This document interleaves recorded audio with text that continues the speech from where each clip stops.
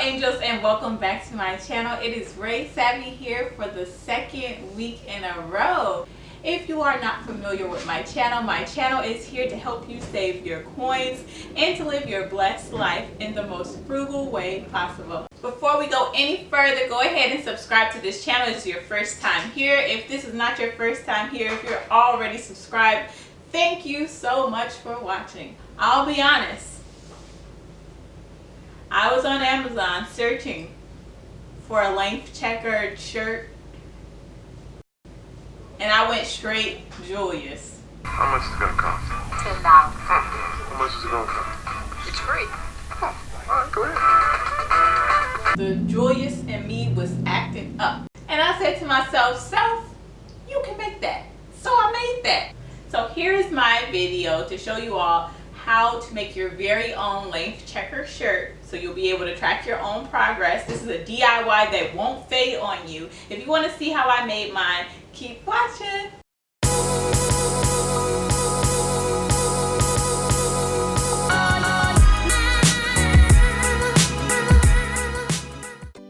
Okay, angels, so you're going to need a t-shirt. I am using a t-shirt I already had.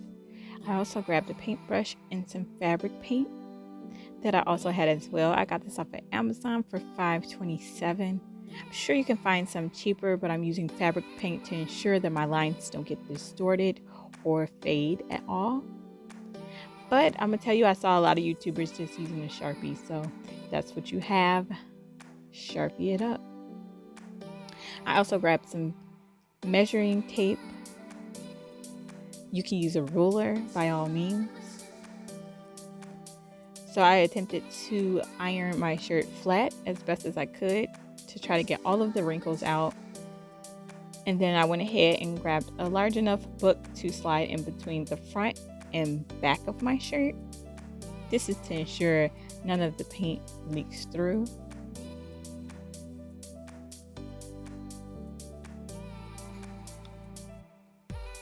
Then I go ahead and take my tape measure and I mark off every inch down my back to about 12 inches. I'm just putting a little dot as a marker for me to know where to place my lines.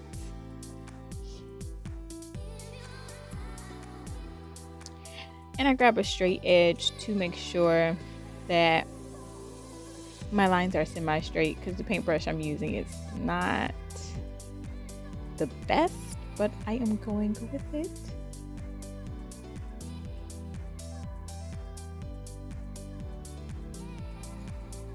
So I just place my straight edge flat and then use the marker to go from one side of the dot to the other.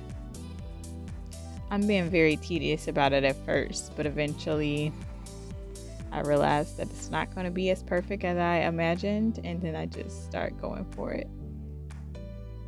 I noticed that smoother, like one strokes with the paintbrush versus me just dabbing the paint on worked much better. So as you can see here, I'm just going for it, getting the job done.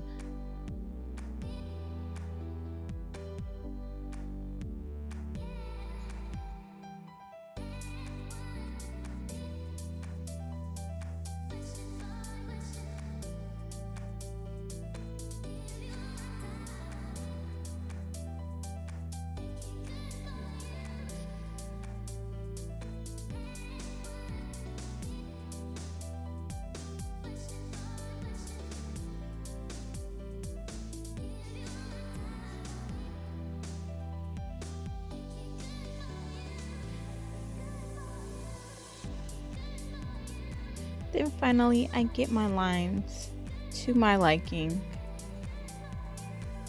or close enough to my liking, that I move on to the final step of writing the numbers in, painting the numbers in, excuse me.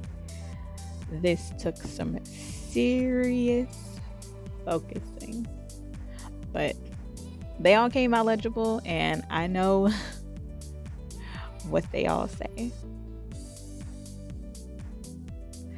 So that is pretty much it. Very simple DIY indeed, and still yet very effective.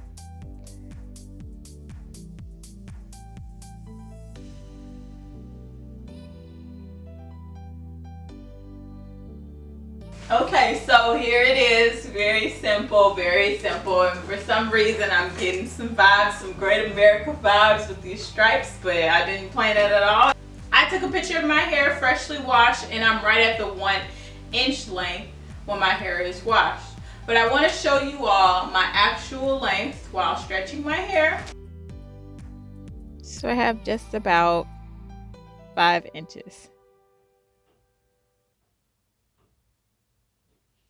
From a quick Google search, hair is projected to grow about 6 inches a year. So in another 6 months, I'll be able to give you all an update. We'll see where I am at. I don't plan on washing this shirt often, but when I do, I'm going to be looking at my tag to make sure I'm washing it according to the manufacturer's suggestion so it doesn't shrink. Go ahead and comment below if you're trying to grow your hair, how you're tracking your progress, if you're going to make one of these shirts. I would love to see that comment. But as always, I want you all to continue to live your blessed life, and thanks so much for watching.